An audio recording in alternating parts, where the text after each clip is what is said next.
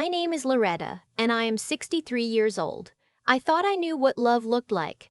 I raised 2 children, buried my mother, survived breast cancer at 51, and I still thought the hardest thing I would ever face was behind me. I was wrong. The hardest thing was the man I married at 55, and the moment I want to tell you about, the moment that finally broke me free, happened in a Walmart parking lot in Baton Rouge on a Tuesday afternoon when my daughter looked at my face and said 4 words that changed everything. But before I get there, I need you to understand how I got there. Because if you told me 10 years ago that I'd be standing in a parking lot with a busted lip and a bruised rib, trying to convince my own child that I was fine, I would have laughed at you. I was a retired school librarian. I volunteered at my church every Sunday. I had a little house I paid off myself after my first husband passed. I was not supposed to be that woman. And yet, I met him at a grief support group. Isn't that something? The very place I went to heal from losing my husband of 28 years? That's where he found me. He lost his wife to a stroke, he said. He sat across the circle from me with these kind brown eyes and this soft voice, and he talked about loneliness in a way that made everyone in that room nod, including me, especially me. He was 62, retired electrician, owned his home outright, drove a clean truck, went to church. On paper, he was everything a woman my age was told to hope for, and off paper, he was warm. He called when he said he would. He remembered that I took my coffee with just a little cream and no sugar.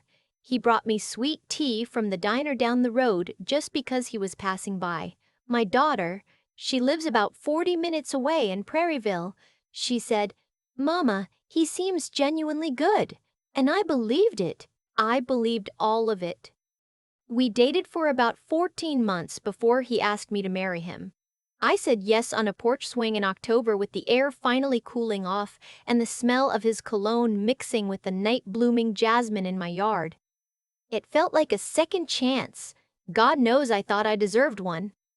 The wedding was small, just family, a few friends from church, some neighbors. My daughter stood beside me. My son flew in from Denver. My pastor said the words and I meant every single one of mine. I thought he did too.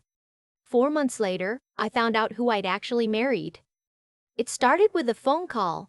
My son called to check in one Sunday afternoon, and we ended up talking for almost an hour, just catching up, laughing about an old family story. Nothing unusual. When I hung up, my husband was standing in the doorway of the kitchen, and his face was different. Not angry exactly, just flat, cold. The warmth had drained right out of it. "You couldn't do that later?" he said. I told him I didn't realize there was a schedule for talking to my own child. That's when he said it, very quietly, very calmly. "You know, you have a real problem with respect." I didn't even know what to do with that sentence. I stood there in my own kitchen, in my own house.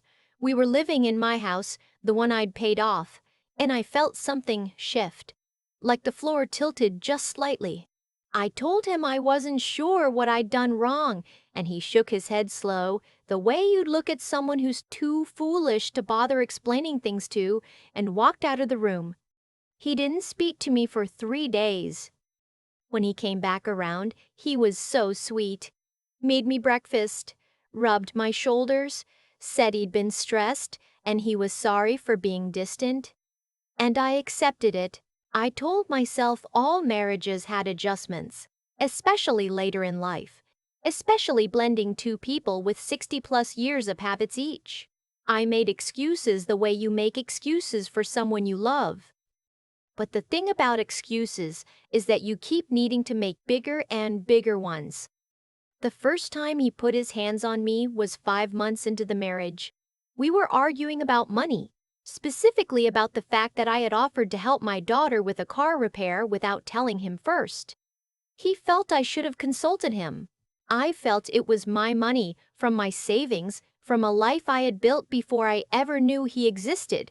He disagreed with that position, loudly, and then his hand connected with the side of my head in a way that wasn't a slap exactly, more like a shove to the ear. But the sound of it and the ringing that followed, and the way the room tilted, I knew what it was. I stood very still. I was 60 years old, and I stood very still like a child, waiting for a storm to pass. He left the house, came back 2 hours later with a bouquet from the grocery store, those wrapped ones they put by the registers, and his eyes were red like he'd been crying. He said he didn't know what came over him, said he hadn't slept right in weeks, said his blood pressure medication might need adjusting. He held my hands and looked at me like I was the only solid thing in his world, and I thought, this is a man who is struggling, and I am a woman who knows how to love people through their struggles. That was my first mistake, thinking it was something to love through.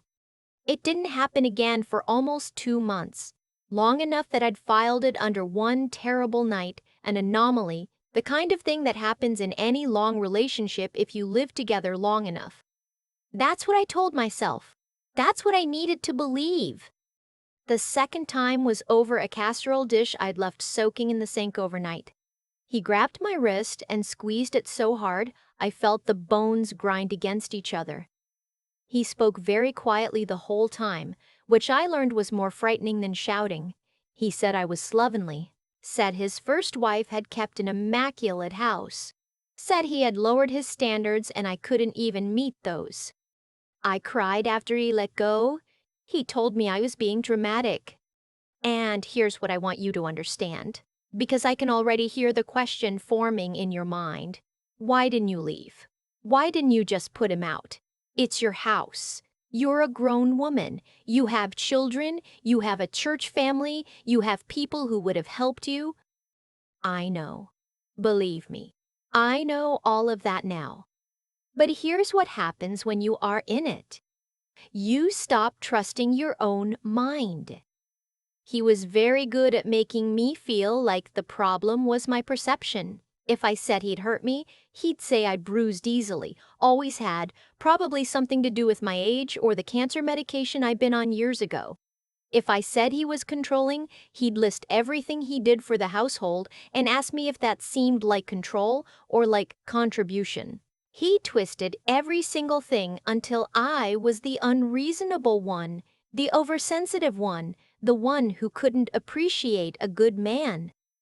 And he said it so steadily, so consistently, that I started to wonder if he was right. I stopped talking to my daughter as much, not because he forbade it exactly, but because he'd find ways to make the aftermath unpleasant enough that I started avoiding the cause.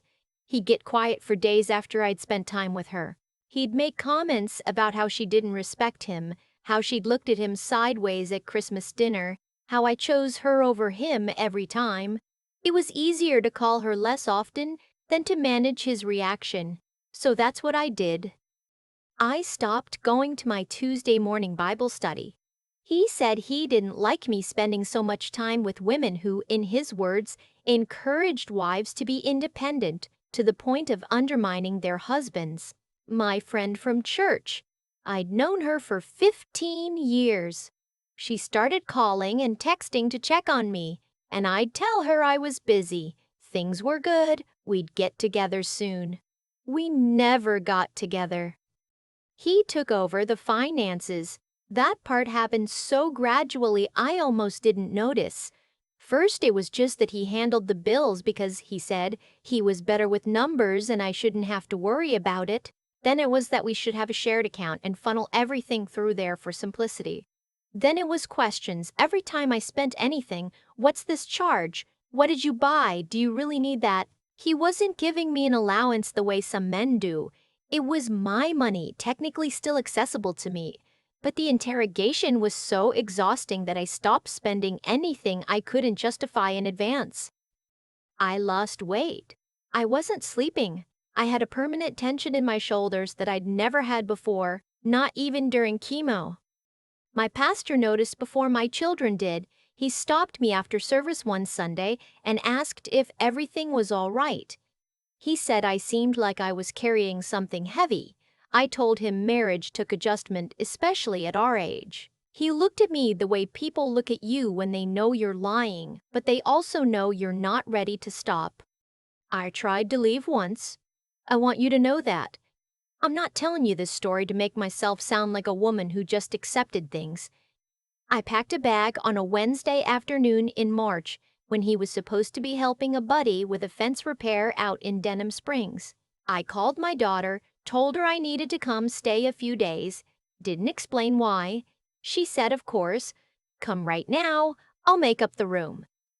He came home early. I still had the bag in my hands when I heard his truck in the driveway. The look on his face when he walked in and saw that bag, I don't have a word for it. It wasn't rage, not at first. It was something colder. He closed the door behind him and stood there and said, "Where do you think you're going?" I said I was going to my daughter's. I even tried to keep my voice normal, like it was a casual thing, like I was just popping over for a visit. He said, "No, you're not." Just that, "No, you're not," like I was a child who'd asked to stay up past bedtime. I told him he didn't have the right to tell me where I could and couldn't go, and that's when the coldness broke into something else. He took the bag out of my hands and threw it across the room. He grabbed me by both arms and backed me up against the wall and said that if I embarrassed him in front of our church, our community, his family, I would regret it in ways I couldn't imagine. He said no one would believe me anyway. Said I was a widow who'd been desperate enough to marry the first man who paid me attention, and that any story I told would just look like a crazy old woman trying to blow up a perfectly good marriage. I called my daughter and told her something had come up, that I'd come another time. She said, "Okay, Mama," she didn't know. The months after that were the worst. He'd become bolder, less careful. Before, the damage had been in places that didn't show. My arms, my ribs, once my back, where he'd shoved me into a doorframe. But he wasn't as cautious anymore. A few days before the Tuesday at Walmart, we'd argued about whether I'd spoken rudely to his sister on the phone. I hadn't. I'd simply disagreed with something she'd said. Politely. And he'd hit me across the cheekbone with enough force that the bruise was visible even through the makeup I'd layered on. I had gotten so good at makeup, I used to barely wear any. My daughter had called that week and asked if I wanted to meet her for lunch. I almost said no. I almost made an excuse, but something in me was so tired, so completely exhausted from the effort of lying, of covering, of making myself smaller, I said yes. I met her at the Cracker Barrel off I-12, and I thought I'd done enough with the concealer. I thought I'd done a decent job. She looked at me from across the parking lot as I was walking toward her, and her face changed. "Mama," she said, "what happened to your face?" "Nothing," I said. I stumbled getting out of the bathtub. You know how those rugs slide? She didn't say anything. She reached out and touched my cheekbone, very gently, and I flinched before I could stop myself. Not from her touch, but from reflex. From months of training my body to brace whenever a hand came near my face. She saw it. I watched her see it. She said, "Mama, did he do this to you?" And I heard the same sounds come out of my mouth that I'd been making for almost 2 years. "No, of course not. You know he'd never. I just stumbled. I'm fine. Let's go inside and eat." But she didn't move. She just stood there in that parking lot with her hands still raised between us and her eyes filling up, and she said, "Mama, I need you to tell me the truth. Did he hurt you?" And something broke loose inside me that I hadn't known was still there. Some part of me that was still Loretta. Not his wife. Not the woman who'd learned to be invisible in her own home, but just Loretta, 63 years old, who had survived cancer and loss, and 30 years of real love before this. That part of me just cracked wide open. I started crying before I even answered, and then I said yes. One word, yes. She pulled me into her arms right there in that parking lot, and I cried the way I hadn't let myself cry in 2 years. big shaking sobs that hurt my bruised ribs. She held me and she said, "Okay, okay, we're going to be okay, and I want you to know that she did not ask me why I hadn't told her. She did not ask why I'd stayed. She just held me and said we were going to be okay." She drove me straight to the Baton Rouge General Emergency Room. I told her I didn't need a hospital. She said, "Mama, I need to know you're not hurt somewhere I can't see." And she was right to insist. The ER doctor was a young woman, maybe mid-30s. She examined me with that careful, neutral expression that medical people learn, not cold, just professional. She looked at the bruise on my cheekbone. She looked at the bruise on my arms. She asked me to lift my shirt, and I saw her eyes move across my torso the way eyes move when they're counting things. She said, "These injuries aren't all from the same incident." "No," I said, "they're not." She looked at me directly then. She asked if I was safe at home. There it was, the question, the one I'd been terrified of and waiting for at the same time. I looked at my daughter sitting in the chair beside the bed, and I looked back at that doctor and I said, "No, I'm not safe at home." The word "no" felt like setting down something that had been crushing me for 2 years. The doctor stepped out briefly and came back with a social worker, a calm woman with reading glasses on a beaded chain who sat down and explained that she works specifically with domestic violence situations. She asked if I'd like my daughter to stay in the room. I said yes. She told me about resources available, the Louisiana Coalition Against Domestic Violence, the local shelter, legal aid options, the process for a protective order. She spoke to me like I was a capable adult who had found herself in a terrible situation, not like I was foolish or broken. I needed that. I needed someone to treat me like I still had sense. While we were in that room, my daughter called my son in Denver. I heard her in the hallway, her voice low and shaking, and a few minutes later he called me directly. He said, "Mama, I'm booking a flight right now." I told him he didn't have to. He said he knew he didn't have to. He said he knew he didn't have to. He was coming anyway. The hospital called the Baton Rouge Police Department. An officer came to take my statement, a woman close to my own age, as it turned out, with close-cropped gray hair and a direct way of talking that I appreciated. She photographed my injuries. She asked me to walk her through what had happened, and I did, all of it. From the first shove to the ear over a phone call to the morning 2 years later in that parking lot. I was not going home. My daughter took me to her house in Prairieville that night. My son arrived the next morning. I sat at our kitchen table drinking coffee while my 2 children made phone calls and plans around me, and I felt something strange. Not relief exactly, more like the way you feel when a fever breaks. Weak and wrung out, but also underneath that undeniably better. My husband was home, my house. He thought I'd be back. The police went to speak with him while I was still at my daughter's. I learned later that he'd been calm and cooperative and very concerned, told them I had memory issues, that I was prone to confusion, that I'd been depressed since my cancer years ago, and sometimes saw things in a distorted way. He was good. He was very, very good at that performance. But the photographs didn't have memory issues. The hospital records didn't have memory issues. And my 15-year friend from church, when my son called her, turned out to have been taking note of things for longer than I knew. She came to the courthouse when we filed for the protective order and told the judge about a Sunday 2 years ago when she'd seen me wince when he touched my arm, about the way I'd stopped coming to Bible study, about the time she'd run into us at the Piggly Wiggly and noticed I didn't speak without looking at him first. The judge granted the protective order. My son drove back to my house with a deputy to collect what I needed. My husband stood in the yard and watched them carry boxes to the car and said nothing. By then he'd gotten a lawyer, and the lawyer had apparently advised him to say nothing. So he stood there, silent, watching my son carry out the remains of the life I'd had before him, and his face was the same flat, cold expression I'd first seen in that kitchen doorway over a phone call with my child. The legal process was long. I won't pretend otherwise. It took the better part of a year before everything was resolved: the protective order, the divorce, the eventual criminal charge of domestic battery to which he pled guilty to avoid trial. He was sentenced to 2 years probation, mandatory counseling, and a permanent restraining order. Some people will say that's not enough. I understand why they say that.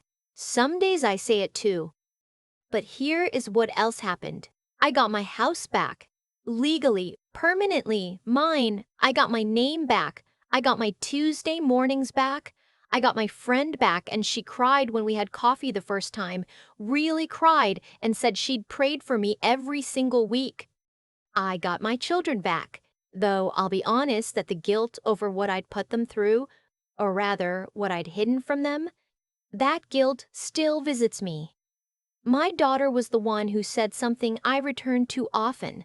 She said, "Mama, you protected us the way you knew how to, for as long as you knew how to. And then you told the truth when someone gave you a safe place to tell it." I am in therapy now. I see a woman who specializes in trauma, and she is helping me understand that what happened to me was not a failure of my intelligence or my strength.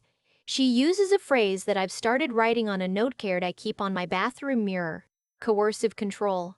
It means a pattern of behavior designed not just to hurt you physically, but to dismantle your ability to trust your own reality, to take away your access to people and money and confidence until you are entirely dependent on the person hurting you. That's what he did. That's what all of them do. And knowing the name for it helps more than I expected it to. I still have nightmares. I still sometimes reach for my phone to call my friend and then remember, with a kind of muscle memory guilt, that I'm allowed to. I sometimes flinch at loud sounds in a way I didn't used to. My therapist says this is normal. She says healing from coercive control takes longer than healing from a single incident because it's not one wound. It's the accumulated weight of hundreds of small ones. But I am healing. Slowly, stubbornly, the way I've done everything in the second half of my life. My church family welcomed me back without one word of judgment. My pastor, the one who'd seen it in my face that Sunday, shook my hand after service the first week I returned and said, "We missed you, Loretta." Just that, "We missed you." I held it together until I got to my car.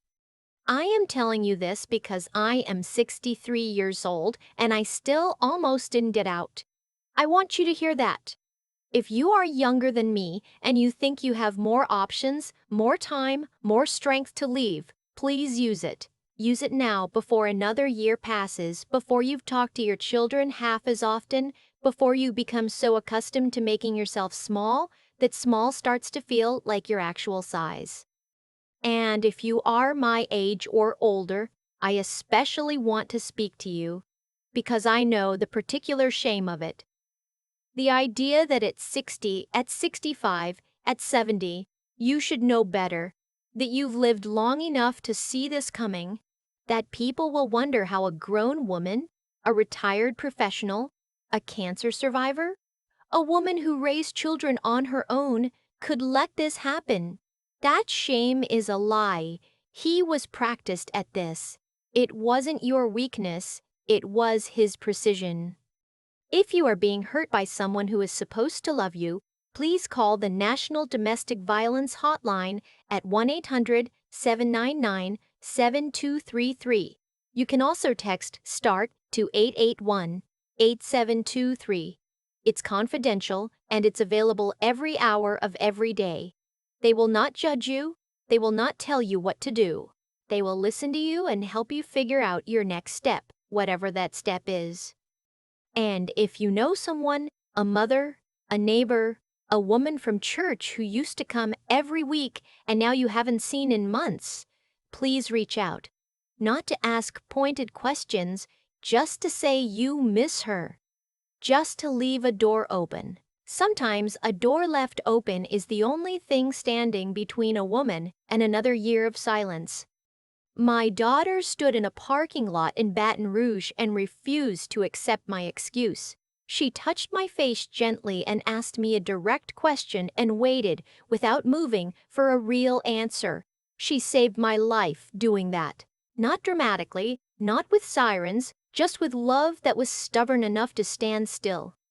I try to be that for other people now. I volunteer at the Domestic Violence Resource Center one morning a week. I sit with women who are where I was, and I don't tell them what to do. I just tell them what my daughter told me. Standing in that parking lot, okay. We're going to be okay. Because we are. I promise you we are. I keep thinking about the bag. The one I had in my hands when I heard his truck pull into the driveway. I had done everything right that day, packed carefully, called my daughter, had a plan, and then one sound, tires on gravel, and I put the bag down. I made up an excuse. I called Cheryl and said something had come up. That moment used to feel like the most shameful part of the whole story. Now I understand it differently.